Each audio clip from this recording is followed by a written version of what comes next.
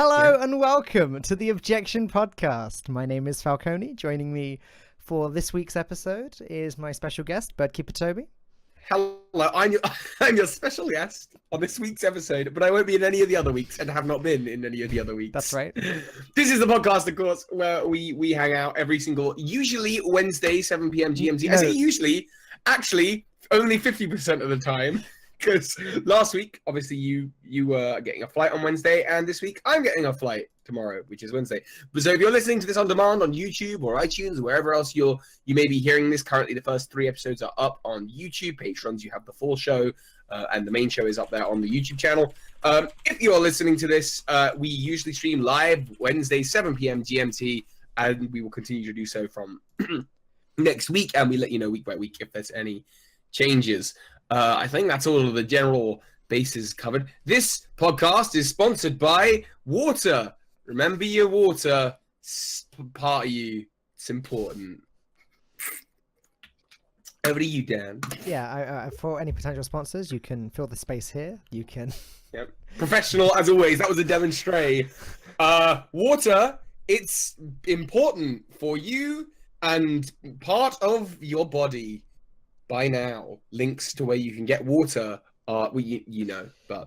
Speaking of links, Link deodorant. That was a link to link. Product placement. There we go. I just happen to have a handy little pen. That's what I like about you, Toby. You've always got exactly what I need you to On have point. when I need you to have it. So I had a little story I wanted to share. All right. Like I said, so we were playing Fortnite about an hour ago. In that time, there has been developments in my life, which is that I set myself on fire in the last hour. I mean, I wish I was more surprised. I've never set myself on fire before. I was making food and I was over the stove, and I just looked at my arms and I sort of went, oh, the flames are coming quite big around the pan. Oh, that's my arm. And it was just, and my arm, it smells great. It smells delicious, but like, it was just coming off my arm. I was like, well, that's not healthy. And it was fine. I didn't hurt myself. I seemed to be okay. You But I was just just sprinkle some salt, add some pepper. pepper, and then for dinner, and that is why for this stream I have one arm. Not sure what I'm doing about next week. Sure, that's a really dark episode of The Simpsons where Homer just starts eating himself until he's just the mouthpiece. Pretty sure that's Treehouse of Horror episode. Yeah, so that's my last hour. Have you had anything nearly as exciting in your last hour? Have you set yourself on fire? No. No. I ate some food. Okay. I'm hoping, because it didn't like hurt or anything. Maybe this is, like Daenerys can like go into hot water and not hurt. What if I'm like a Targaryen? What if I'm gonna hatch? You've got your Game of Thrones dragon eggs. What if I can hatch them? What if this is the beginning of something like? What if I'm like magical? I don't think you are.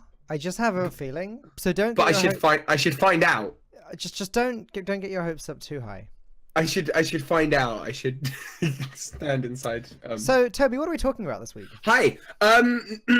Yes, we came in with the topic prepared. However, the topic cannot be here today. But we did to be fair, we got asked a good question in the chat, which could definitely serve as the anchor for the beginning of this, which is, what is the game that we have sunk the most hours into? And I reckon there's a number of different games that we can talk about from this, and exactly how those hours end up getting sunk in. Because I can think of at least, I don't know, 2 or 3 where it's just like, yeah, no, I've spent a ridiculous amount of time playing those things. But would you like to go first? Well, I mean, I'll just get Hearthstone out of the way because that's obviously going to be the game I've spent the most hours playing. I think that's sure. But it's probably pretty uncontested at this point. The fact that it's available on like PCs, phones, tablets, and everything means that pretty much wherever I am in the world, I can play it as long as I've got an internet connection. And so it's pretty easy to just sink all of the time in. If I'm watching TV with my parents, I can be playing it on my tablet. If I'm in a car, as long as I've got 4G, I can play it on my phone. And that's a good reason. It's a good reason to sink a lot of time into a game just because you can play it everywhere. Well, yeah, I mean that's true, and Yeah, also you have the thing of you have to play it. You sort of have to play it to keep up with meta and what the gameplay is like at any one time. Well, exactly. Like, I mean, but like even before it was my job. Like, I mean, the only way something like that becomes your job is you put a lot of time in, right? So like even back then, before I had It's to, true. I still did. Anyway, go on then. What games are you thinking of? What's the first one on your list? This is all very on the spot, by the way. I have nothing. Yeah, this is totally improv. I don't know, because it would be, I could just say Pokemon, and that's probably true. But then obviously Pokemon are in different installments. You sort of spend a couple hundred hours in the year that a Pokemon game is out playing it, and then when the next one comes out, that then is the game that you spend a couple hundred hours playing, and so it kind of racks up over time as the whole franchise. So Pokemon in that sense, but as an individual game, I don't know. It could be a multiplayer game. It could be Fortnite, possibly. It could be Halo, possibly. I wonder if I played more Halo than Fortnite, or Fortnite than Halo. Nah, you've played more Halo than Fortnite. There's no way, surely. Like, you're talking years of playing a single game versus like the last half year. Yeah, but I mean, I'm playing this every single day, and I don't think I ever played Halo quite to the degree that I played Fortnite. Well, you can probably find out the exact number, because in Fortnite you can find out how many hours you've played. Yeah. And there's somewhere on the internet you can find out how many hours you played Halo. I remember the last time I checked, the amount of time I'd spent playing Halo 3 multiplayer was, I believe, 400 hours or something. 400 hours. 400 hours of Halo. What could you do with 400 hours? What's that? 24 hours is a day. Yeah. So, oh wait, no, it must have been a lot more than. No, sorry, it was 1,000 hours. It was more like 1,000 hours. 1,000 hours. I'm just doing some quick maths here, and yeah, because I remember it ended up being the equivalent of about 1 month, about a month and a half, like 40 days, was where I got to, and that's about 1,000 hours. So, I played about 1,000 hours of Halo, and I think I've played so far maybe 300 Fortnite, maybe 400. So it actually is getting there. Do you know what? I'm going to check right now. Was it? Isn't it supposed to be like 1,000 hours of anything makes you an expert at it, or that's what is required? 1,000 hours of practice on something makes you makes you an expert. I think that's the saying. Maybe not. Maybe I'm wrong. Really? There may be a blast of Fortnite sound on the podcast in just a second. I'm ready with my sound mixer up to drop it to nothing instantly, but. Sorry, no, BBC News, I believe the myth of the science is 10,000 hours of practice of something makes you an expert. So you are a tenth of the way towards your Halo 3 expertise. I wonder if I'm an expert at video games in general. I must be, based off of that. Yeah, based off of that, yeah, you probably are. If you spent 1,000 hours playing just one of them. Then again, that is like the biggest one, but then, I don't know, maybe it accumulates. Yeah, but come on, so many games that I've played in my life, like growing up, like, add the 20 minutes here, 5 hours there. At the 50 30... hours I spent playing Spyro, and the 100 hours I spent playing Crash games, then Ratchet. Yeah. Like, when you add every single game you've completed, eventually it adds up. Yeah, no, I think you're probably right. I think I've probably hit that as well. All right, let's see. I've got my Fortnite stats up now. So I've played 98 hours, 42 minutes of solos. Basically 60 hours of duos. Okay. Oh, hang on. There's something weird on your webcam. Oh, shoot. May have to just hang up the Hangout and just call it back because it's being weird. Sorry about that. Ooh, okay. That's okay. Are you going to... Okay, we're back. Okay. That's fine. Okay, so where was I? 98 hours of solos, 59 hours of duos, and 77 hours of squads. So, okay, about 250 hours of Fortnite so far for me. Okay. Yeah.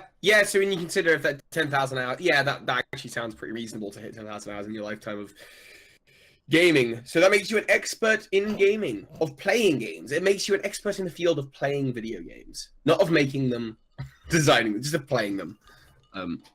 Although I'd say you're a pretty talented human when it comes to games. I mean, we've told the story before about how we first met, and that story was essentially me saying, "Hey."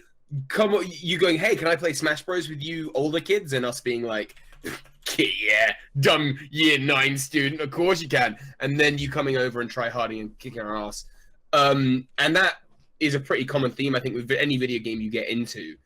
Like, I've seen you do if you think I'm good, you should meet my friend Dan Gaskin, because he is like that, like talented at every video game he plays, but like dial it up like 10 notches. Like if you try and if you were to play a game that you've never played before and a game that he'd never played before and you played against him, I'm certain he would beat you every single time. I'm certain he'd beat me every single time. He's just like, and some people are just unfairly talented like that. Yeah, I mean, I'm not saying that they don't practice every single day, but like you look at the top Fortnite streamers and players right now. I mean, you look at Ninja, you look at the way that they play. Oh my God, they're so talented. But Ninja is almost certainly an expert in Halo. Yeah, because he was Halo, and I think there's that thing where the skill, you know, okay, so no, Fortnite isn't Halo, but those skills cross over. They don't. It's not like, okay, starting from base. You still know how to play a video game. You know how to play. You know, it's a shooter as well. They're similar. You know how to play. Okay, I got to conserve health. I got to get my shots in. How do I do that? How do I play around the map? That kind of thing. It's really sad. I feel like the games that I'm very, very, very good at are games that are mostly solo experiences. So like Legend of Zelda. You know. Which I guess I'd think that I'm good at because I've got no human to compare myself to in game because I'm comparing myself against the computer. But like, I'm good at like Zelda Wind Waker in that I probably know every inch of that map and every secret and unlockable in the game, like the back of my hand. Like I could, do it with my eyes closed. But if we're talking about competition, like being good at or being bad at something compared to other people, it's difficult to judge in single player games. Like, I mean, obviously, I can get through a level in hard mode and you can't get through a level in normal. Sure, that's something. But like, really, that's sort of the whole point of competitive gaming in general, to compete, right? So it's sort of a pointless conversation to have about how good you are at Zelda. I agree. That's kind of the point I was making. Not meaning to burst any bubbles there, Toby. No. That's kind of the point I was making. Your game is trash. Toby. That's kind of the point I was making. Is that it's sad that the games that I feel that I'm really, really good and adept at are games that I cannot even possibly compare myself to other people's ability at, because there is no kind of multiplayer mode, and no one can just like look at my brain and go, oh, confirmed, he does know a lot about this thing and how to do this thing without dying, and all that kind of stuff. Playing in different difficulties is one thing. I remember playing Halo. We had a sleepover at yours. There was you, me, our friend Ryan, and I want to say Jake. Maybe Chad was there as well. Chad. And there was 2 to 3 of you downstairs and 2 to 3 of us upstairs, and we were both playing Halo Combat Evolved Anniversary, and we were doing the levels on Legendary, but racing. Do you remember this? Oh yeah, no, that was just you, me, Jake, and Ryan. Yeah, that's right. It was just you, me, Jake, and Ryan. Because you were partnered with Ryan upstairs. Ryan, and I was with Jake, and that's right. So this is a fun story, actually. So yeah, we played through Halo Combat Evolved Anniversary, and it must have been the original one, right? Before Master Chief Collection came out. This was it was before Master Chief. For those of you that don't know what it is, it's literally the first Halo game, but remastered. In fact, you can even press a button while playing, and it will like change the graphics from old to new, and it's pretty cool.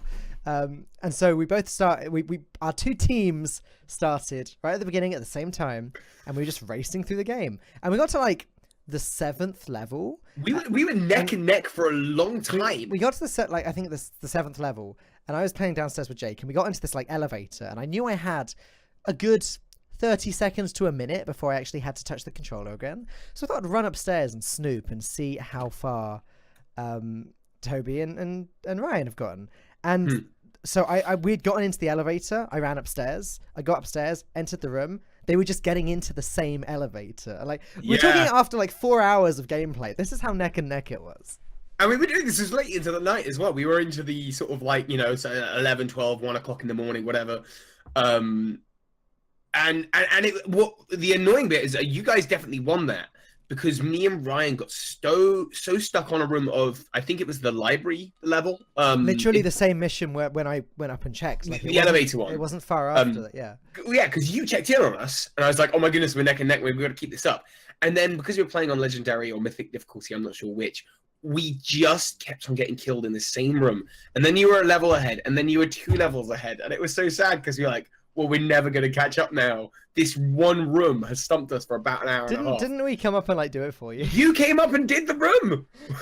We couldn't do the room. It was so you definitely won that challenge. Man, that was good times. Like nights like that were awesome. Halo nights, as they were, I guess, known, and we had Red versus Blue nights as well. We would watch Red versus Blue, and then just like play Halo multiplayer. Either playing, I mean, I love doing custom games. I love doing like if anyone had any fun custom games and jumping into those. But I also loved just doing a mission on like Legendary or Mythic difficulty, even though they eventually became very, very frustrating. So, you know, certainly doing the last level of Halo 3 on Legendary is always a fun experience. Getting in the Warthogs and the Ghosts at the end, and going down the ramp. Yeah, so I believe that as I've been growing up, and maybe specifically the last few years, because I'm literally doing video games for a job, and because I get so many days off, like I play video games because it's just what I want to do in my free time.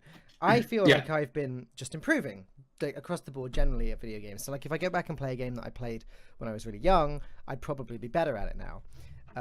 The same goes for Halo, sort of, and I think we can all sort of say that to an extent, because like we had another Halo night maybe 2 years ago now, where a bunch of you guys came over and we did the Vidmaster Challenge Annual, which is like that's the last level of Halo 3, but you have to you have a setting on that means that when one of you die in the team, then you all have to go back to the last checkpoint rather than respawning.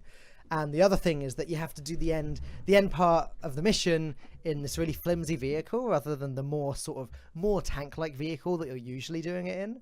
And now this took us like 3 hours when we first did it when we were younger, but we did it in less than an hour, like a couple of years ago. Yeah, and it was just surprisingly smooth. Like we struggled so hard with it before, and it's just a sign of improvement, I guess. However, caveat to that is that since I've moved to PC gaming in the last like year or so, I reckon if I was to try and play a Halo game now like, using the analog sticks, I think I would really struggle.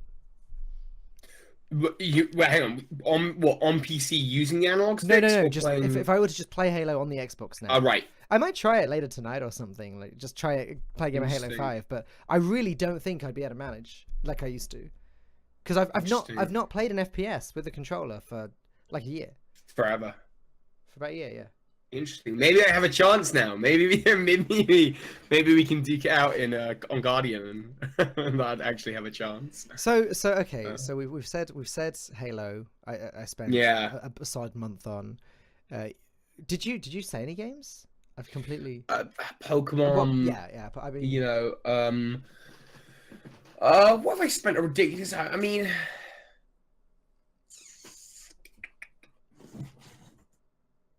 Honestly, this is a great topic, Toby. Great idea. Hey! I didn't bring it up. I blame the view. Ridiculous amount of hours. In the last month, I've spent now 96 hours playing Dragon Ball FighterZ. That's pretty cool. It's pretty good. Okay, here's a funny story. Go. So again, as a lot of you guys know by now, I travel a lot for work, and I was in Thailand last week. Mm-hmm. And the first night we were there. Oh, no, it wasn't the first night we were there. We pretty much went to bed when we got there. And then the next morning, I woke up after getting barely any sleep, because that's what jet lag does. And so I was awake at like 6 in the morning and couldn't get back to sleep. Our rehearsal, which is all I had to do that day, was due to start at 6 p.m. So I had like 12 hours with nothing to do.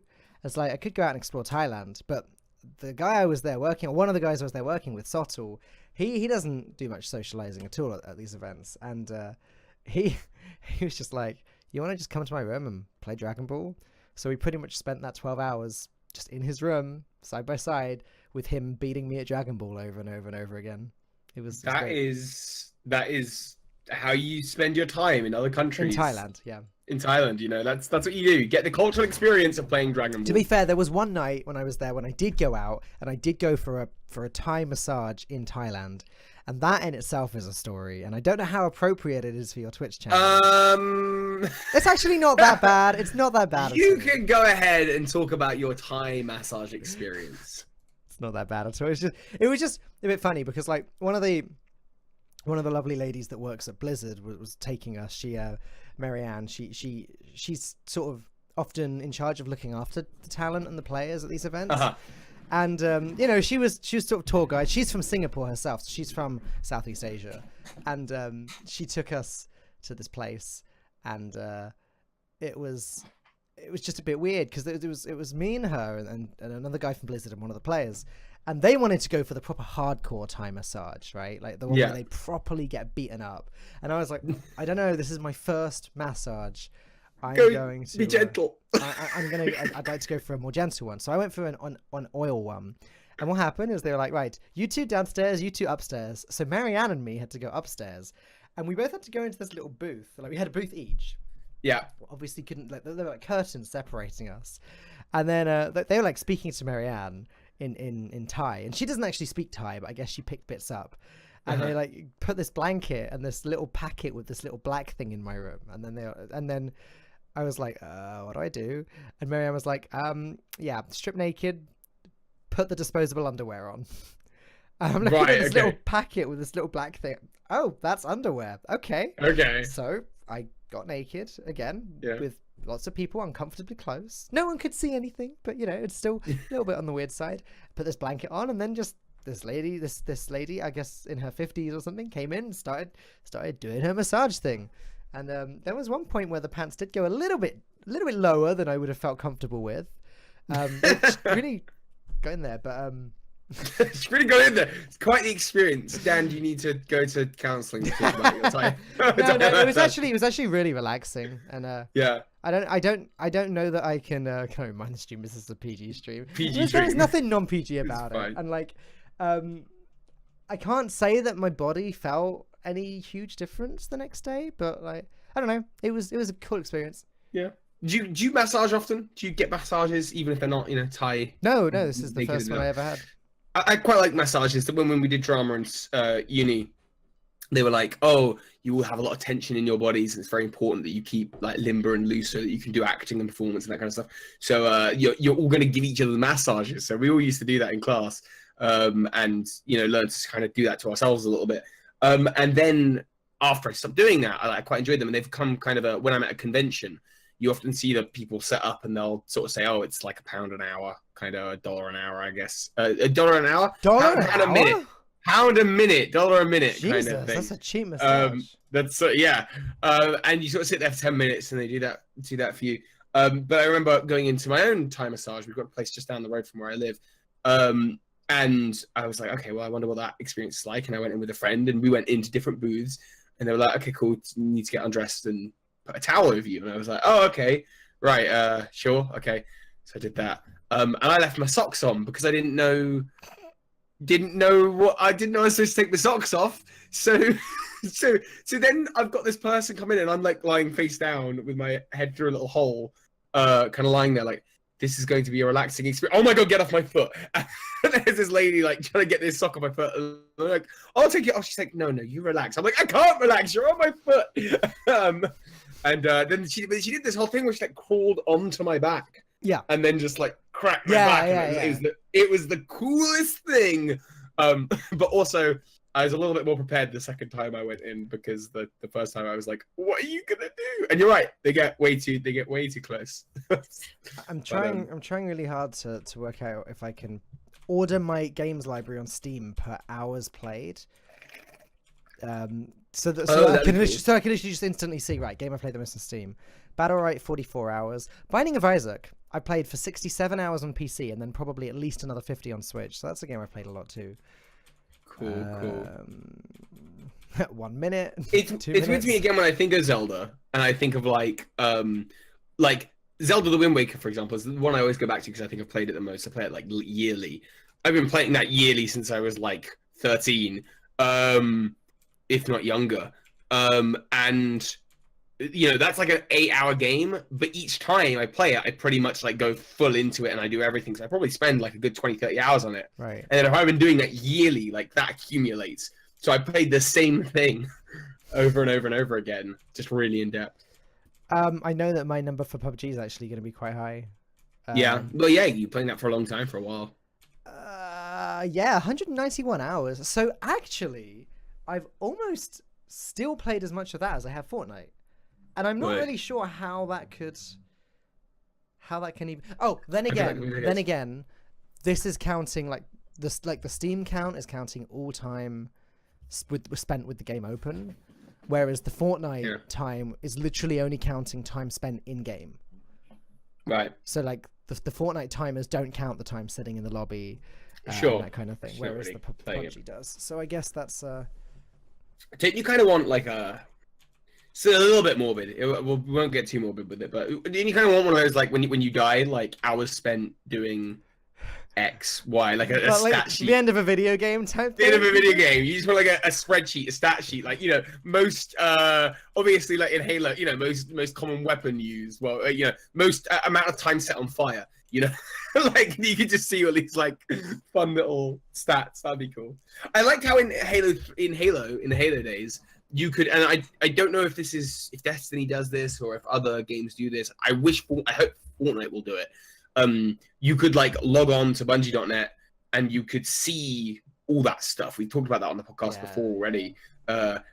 Most kills using this weapon, most medals, that kind of thing. You could see like heat signature maps. I've actually mentioned that to someone before. I guess it wasn't you, but it may have been you.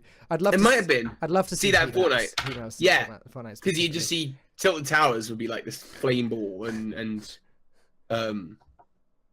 yeah, that'd be interesting because it would be interesting to see if players would have like those players who really like to not interact with other humans in Fortnite, whether they'd have a heat map up next to them and make sure that they navigate a path that is the least hot on average. MX Ginger said something that's interested me. I spent a lot of time playing GTA 5 online. Yeah, I mean, that's something that I sort of always dodged the GTA franchise when I was growing up. I recently bought GTA 5 for the online because I have some friends that play it sometimes, but I've not really had a chance to dig into it yet, but I'm told that's a really fun experience. GTA is one of those things where I'd only ever put the disc in and then have some kind of masochistic kind of like, I'm going on a killing spree, let's murder everything kind of thing for sort of like 20 minutes and go, okay, well, I'm done. I don't think I've ever spent more than an hour playing a GTA game, or an hour or two, before turning off, because it's just like, it's only good for the one thing, which is get in a car, run some people over. But that's the fun part supposedly about GTA 5 online. Because like imagine like you do that, you've got a group of friends, you can play like competitive games against them, and like from what I've been told, it's a really, really fun experience. And and like I had a very quick go with my friend Josh a month or two ago, and he showed me one of the game modes, and I get how it looks fun. It just wasn't fun with just the two of us. So like this game mode we played, there's one player in this van. And the player in the van has to try and get to the destination. And then all of the other players are on a team and they're in these little cars. And their job is to try and make the van crash and prevent the van from getting to its location. Oh, man. That sounds like a lot of fun. Yeah, it's that kind of thing. Actually, no, I think there is a team on the van side as well of small cars that are there to defend the van. And defend the van, that makes sense. Yeah, and, it's fun. It's different. And there's lots of things like that. But, I mean... Let's see. Steam will tell me exactly how much time I've spent playing that game. And the answer is 108 minutes. Not quite 2 hours. It's almost 2 hours. I like stuff like that where, the premise of GTA, much like the premise of Halo is, like, kill the aliens and kill other people in multiplayer. And GTA, it's, run people over and shoot them, do illegal stuff. I like when the game developers go, yeah, okay, I get that that's the core premise of the game, but actually we can use the mechanics of the engine that we've made to create something different. So, like, great examples of that, you got Griffball in Halo, right? Or, like this car chase thing. Actually, it's just more about the car chase than the, or whatever. You're right. I mean, a little bit of creative thinking is really great for video games. There's this one game that was that was originally made as a tower defense game, with like zombies and stuff, and you go around and you like get materials, you build some walls, and they turned it into a battle royale. It's called Fortnite BR, and that in itself is the same thing. yeah. So when you get the creative thinkers who go, okay, I get that you guys have made this engine that works like this, but what if? What if? I mean, in many ways, in the Pokemon scene, there used to be a YouTuber called, or used to be, the YouTuber, it still exists, Duncan Knee Deep, and he made Pokemon Battle Royales, essentially, or free-for-alls on YouTube, which was, you do a double battle, but you were allowed to attack the person next to you, and it's last person standing. Right. And then with Sun and Moon, they brought in this new feature, Battle Royale, but in the announcement trailer, they're like, free-for-all, it's a free-for-all, it's a free-for-all, it's a free-for-all. And it's essentially the same thing, and whether there was inspiration taken, whatever, that's here nor there. But the point is it's like, it's cool that you can get a community member who can come along and go, yeah, I see what you did, but I'd like to try doing this, and it's nice. And also with Halo, there was that whole playlist of Halo 5 games that Action Sack, which were just nuts. There was the paintball one. Well, that's been around ever since Halo 3. They did it in Reach. They did it I think in 4 as well. Because like I remember in Halo 3 or Halo, no, it must have been Halo Reach. There was the one with golf clubs where you had to like hit these huge balls into goals by running around with golf clubs and grab hammer. There was one where like but they were golf clubs. They weren't like they were the golf club skin for the grav hammer. And there was one where you had to like shoot balls up into the rings. Like an arcade. Yeah.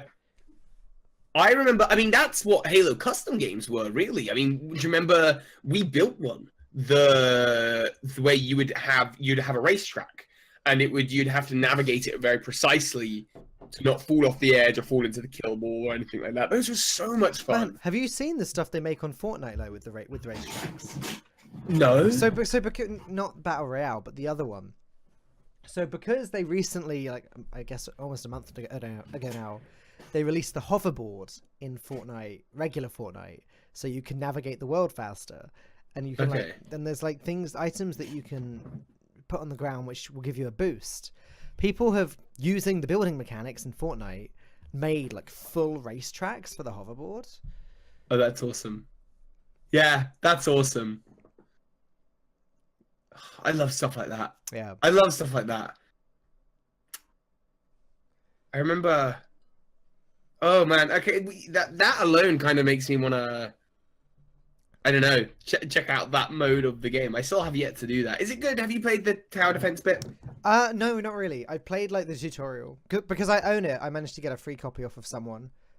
Yeah. And I played the beginning, like the tutorial. And it was okay, but I can see...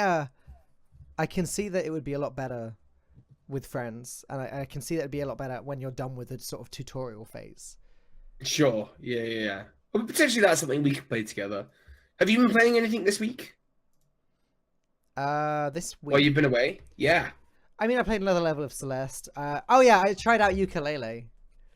What did we think? Because last week you were saying, "Oh, I want to give it. It's not Mario." Yeah, it's not Mario.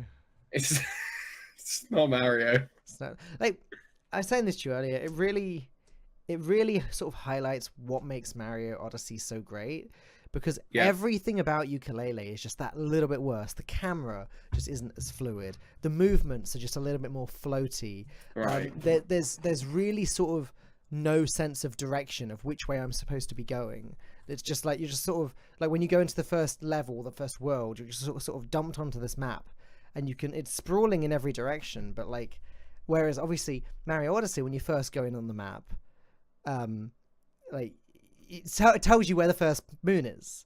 And you sort of explore it bit by bit, and it expands bit by bit. And then by the time you finish the story of that world, you've explored like most of it, or at least you've explored enough to have a good understanding and sort of know where you'll want to go next. And like ukulele just doesn't do any of that. It's just, and I've only played it for like an hour, maybe 2. It's very, very early judgments, but it's just, it's like night and day between that and Mario Odyssey. It really is. Right. Okay. Well, there you go. I mean, that's that. That's that. I don't think I've played anything new. I played a bit more Celeste. No, I haven't played anything new. I played a bit more Celeste. I'm still absolutely loving that game, but I'm now finding it and I'm only on like level 3 or 4. I'm finding it so difficult to the point where I'm like going in, playing a level, and then like getting through a couple rooms, and then finding the next room like really, really difficult. So I'll just like come out of it, and tackle it a little bit later on. So you've still not finished the hotel level? No, I'm still in the hotel. I know I'm close to the end of the hotel. I've got I'm on a really tricky room. I'm not going to try and describe it to you because it's such a pointless thing to describe. But I'm just trying to get from right to left.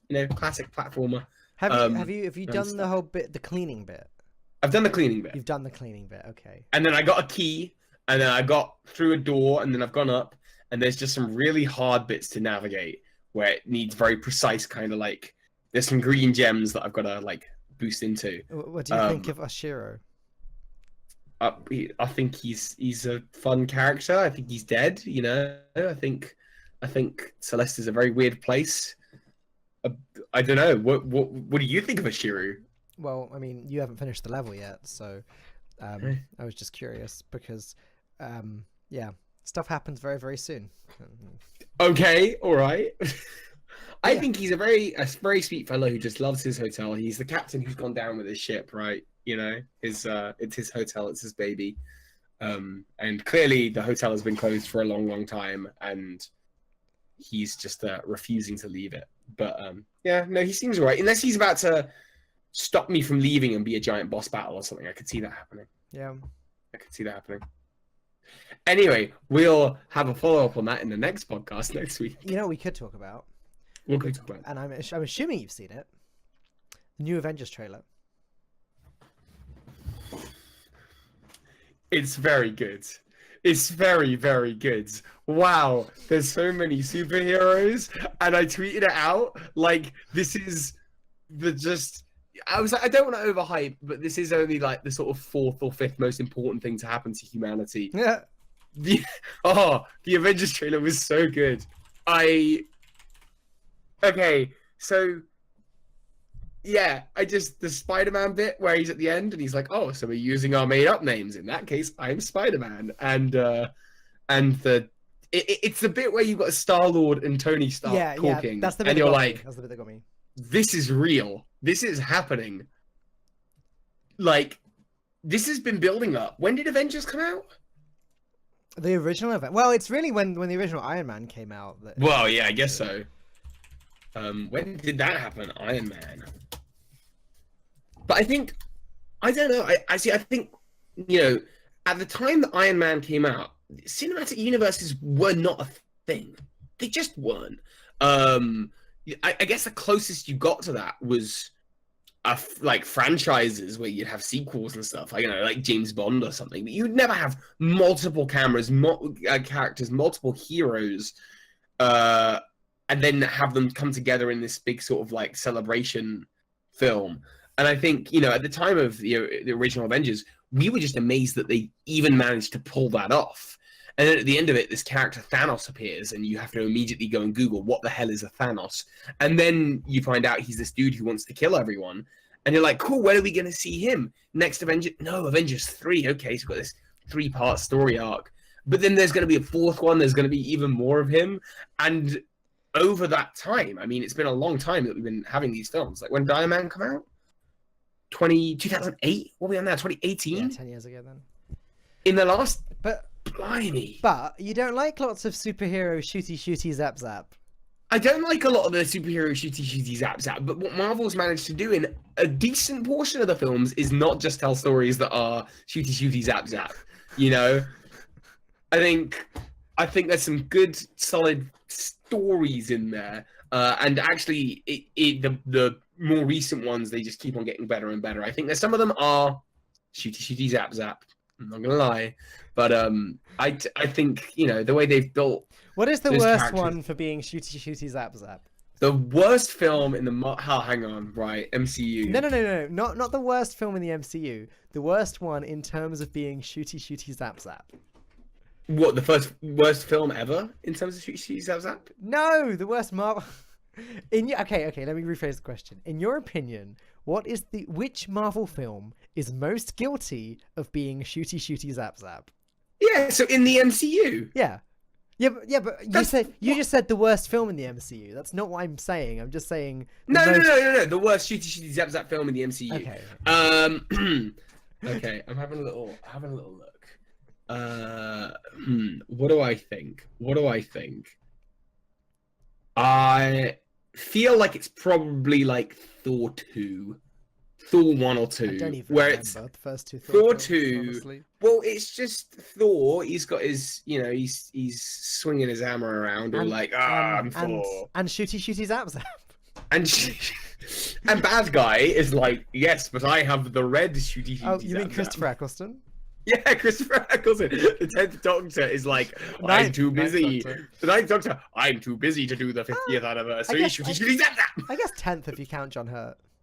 Yeah, well, retroactively. So I think he's pretty up there. That film is pretty up there in terms of that. Most of the MCU films are good. Most of them are fine. Like they're all decent films. It's weird to me though that like in the original Avengers lineup, Iron Man, Hulk, Iron Man 2, Thor, and Captain America. Iron Man is like the only one of those films I would say is like actually like decent. The other ones are like, yeah.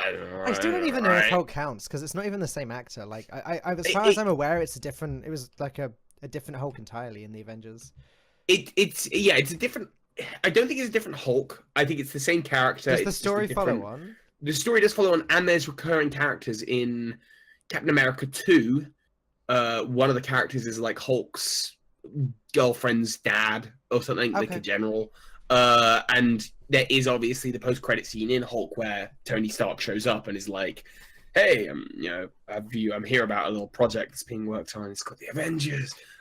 So Hulk, and like if you get like the Avengers box set, you do get Hulk with that. MX Jinzo says Iron Man is good. The others aren't shooty zap zap enough. I mean, I disagree with him. McGins. I mean, I don't know. I mean, I just love how that's become the accepted term.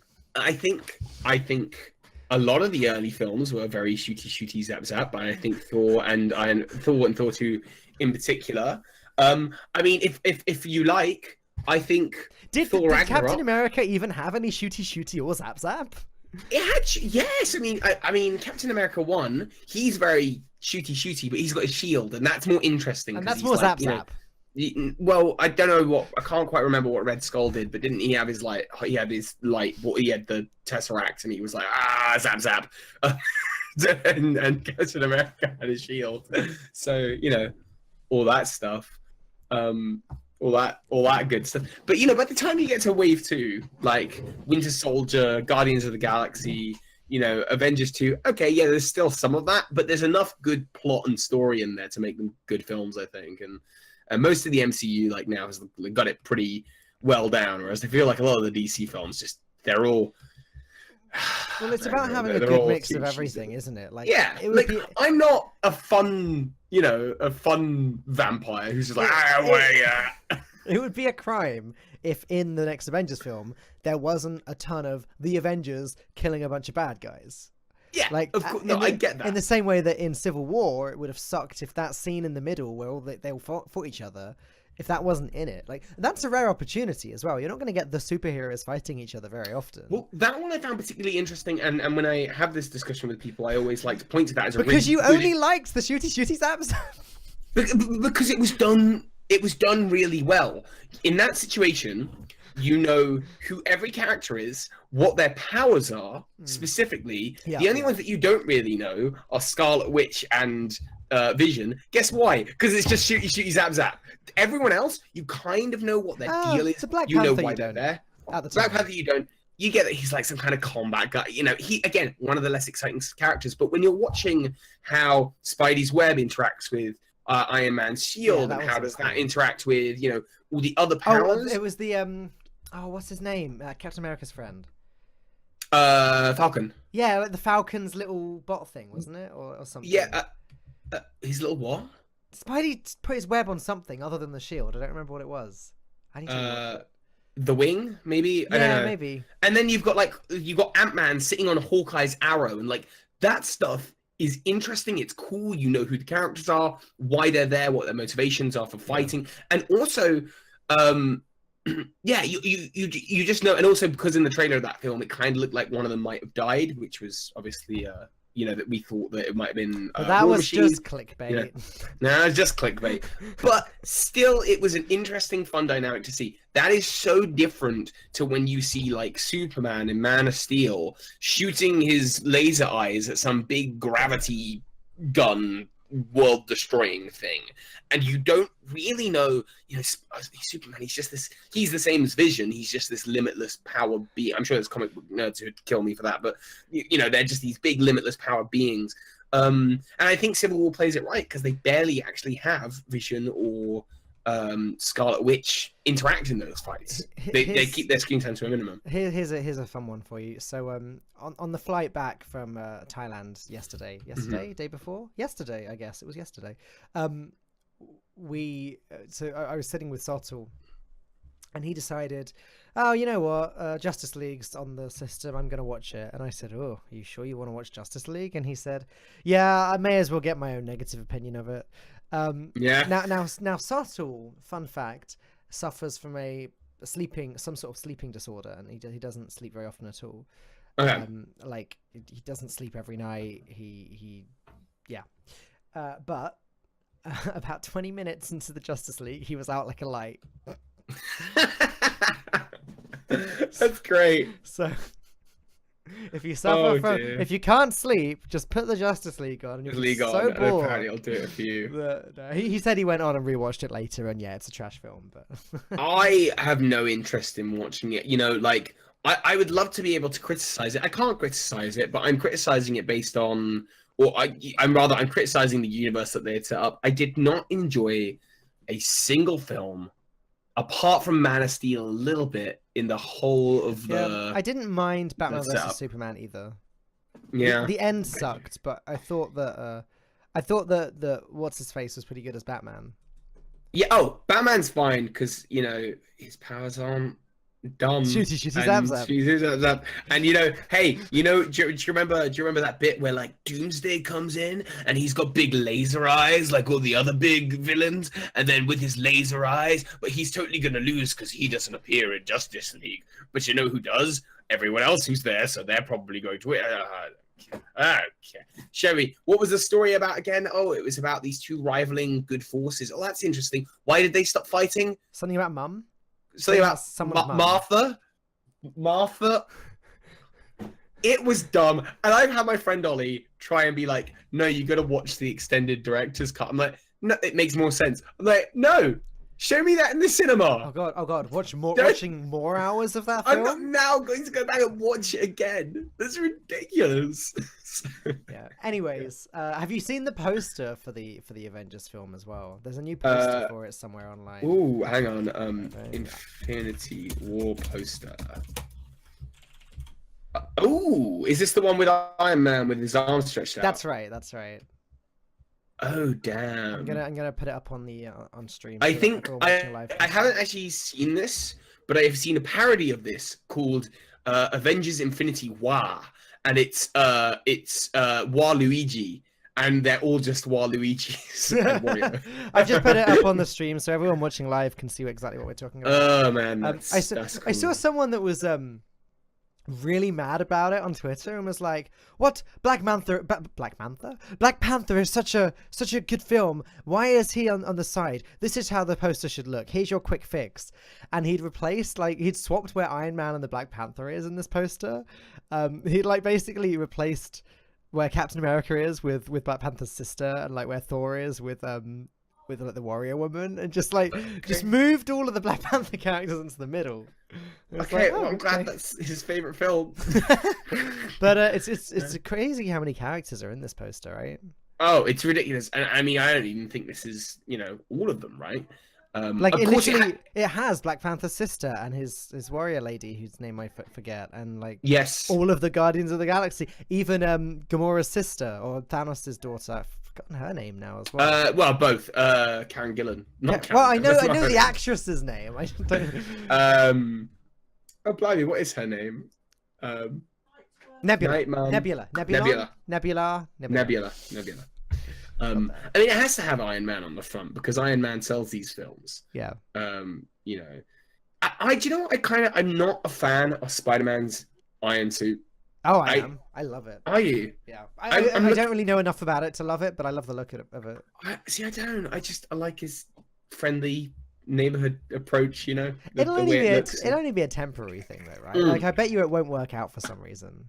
Yeah. No, I think he'll realize. I think what I can gather from the trailers, and I'm going to try not to spoil anything in case I do actually, you know, hit something on the head here, because it looks like he's climbing a spaceship, and then in the same sequence he's wearing both suits, and I'm assuming that's going to be similar to how in Spider-Man there was like the emergency protocols that Tony Stark's got a watch on him that maybe for some reason his suit doesn't work out, so the iron suit gets sent up to like attach onto him like an Iron Man suit. Right. And then I imagine by the time he's done with the big leagues, maybe Tony will, you know, at the end of the film, you didn't want to be part of the Avengers, so have fun.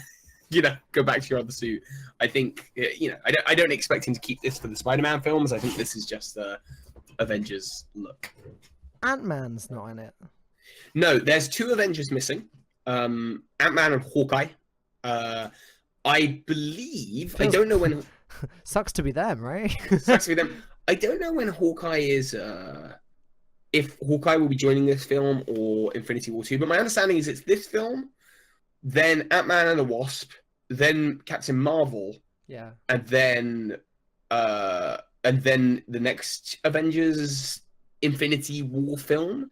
I think that's the sequence of events.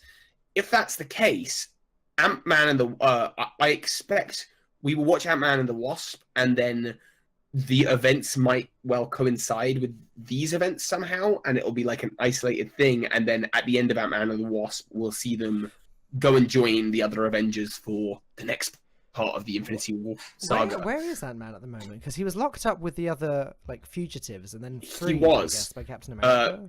Freed, and I guess we'll find out. I imagine we'll see him going back home and going, yeah, I went to prison again. To be fair, Ant-Man could be in the poster and just be very, very small. Yeah, we've heard that in regards to the trailers. People are going, oh, there's no Ant-Man. He could be there, just very, very small. He could be like on Hulk's shoulder right now. I almost expect that Ant-Man's appearance in this film will be the post-credit scene as a sort of, hey, where's Ant-Man been? Oh man, I never get to hang out with all the other big Avengers, you know, Paul Rudd being funny or something like that. And then Captain Marvel, I believe, is rumored to be being introduced in this film, but the actual film itself is set in the past. Okay. So that's going to have I reckon both Ant-Man and the Wasp and Captain Marvel will be very isolated, just like Black Panther was, very isolated from the rest of the MCU. And I think Infinity War is probably going to leave off on a pretty big cliffhanger for the next Avengers film right after. Because they're very close together, the 2 big Avengers films. Well, yeah, they're 1 year apart, right? Yeah, which is nuts. So I think we're going to see some characters die. Who would be who's going to die? The 3 dead center. Potentially the 4 dead center. You're thinking Black Widow, Thor, Captain America, and Iron Man? Not necessarily all in this one, but in the next 2. Maybe they won't die, but they'll be like retiring somehow. I'm almost certain Captain America will go. Everyone's getting. I can see lots of people are getting that kind of feeling about it. And Iron Man. I hope to see him just retire from the Avengers and maybe play more of a supporting role. That would be cool. They can't kill him. He makes he makes those films money. The problem is they can't even really reduce his role for the same reason. Like, the more prominent he is, Thor, I'm less sure about, but like I don't know. I feel like they've been the 3 main ones for so long now that like it's the thing where they're gonna want new fans, and in order to be a new fan of the Avengers, you need to have watched everything. So they sort of need a reset. And there are those characters that will take up those mantles. Well, the main Avenger after the second Avengers film is going to be Spider-Man, right? Because 100%. Look, he's being built. You can see it on the poster. He's being built up to be that. And like the first film after the next Avengers, after the second coming Avengers film, is Spider-Man 2. Yeah. So like that will be him being properly established as the Avenger. I think Spider-Man 2 will be seen as many as an Iron Man 1. You know, like it's like not that the film's the same, but rather that it is a But then that's beginning so of a awkward. totally new era. But that's so awkward because if it's Spider-Man 2, how can that be a real reset? Yeah, I mean, obviously they had to. It's a transitional process. And then, I think if you then say, "Oh, that's fine. You just need to have watched the first Spider-Man, and then you're good," that's fine. But literally, the first 5 minutes of the first Spider-Man is from Civil War, and then you have to have watched that to understand that, and then to understand Civil War, we've got a real branching paths here. Yeah, no, totally, I can see that. I think Thor will die.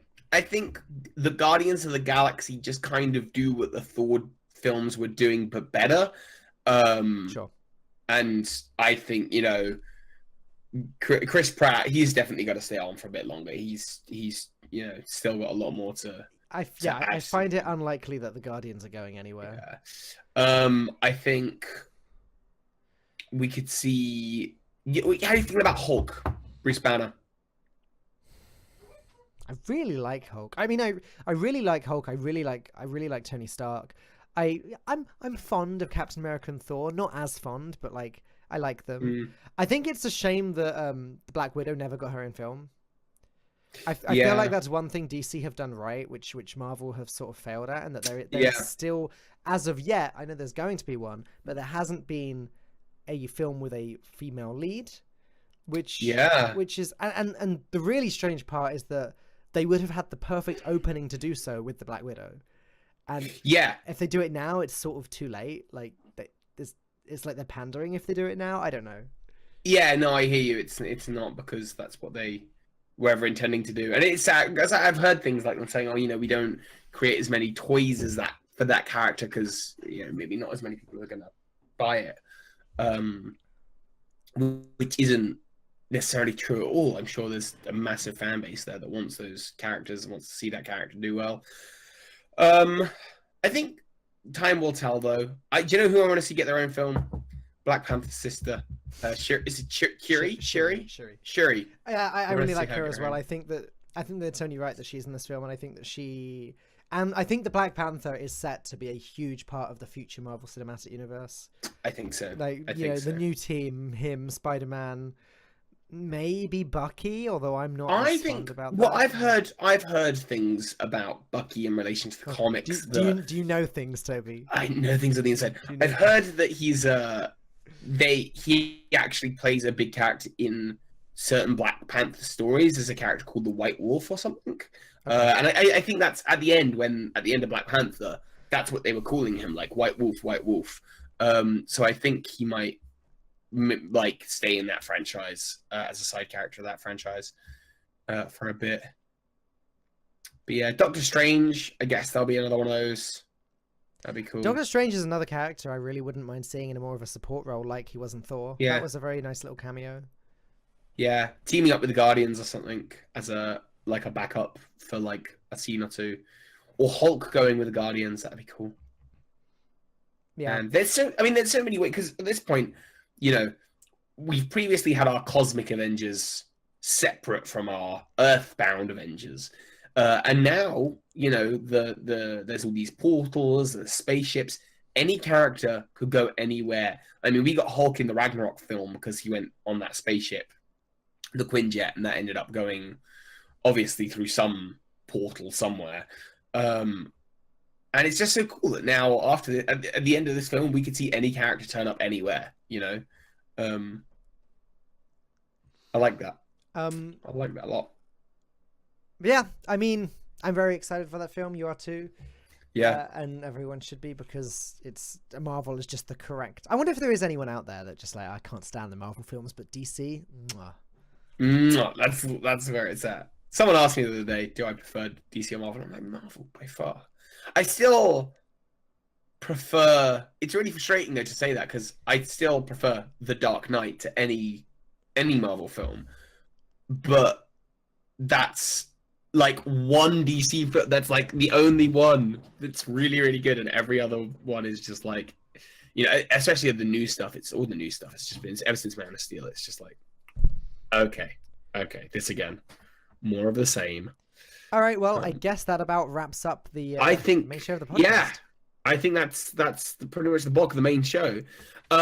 So thank you all for those of you who are listening live. There will be a little post show after this where you can feel free to chime in and tell us why we're all wrong about Marvel films. And if you're listening to this on demand, we stream 7 p.m. GMT on Wednesdays over here on twitch.tv/BurkyBtoby. You can find me on Twitter at BurkyBtoby.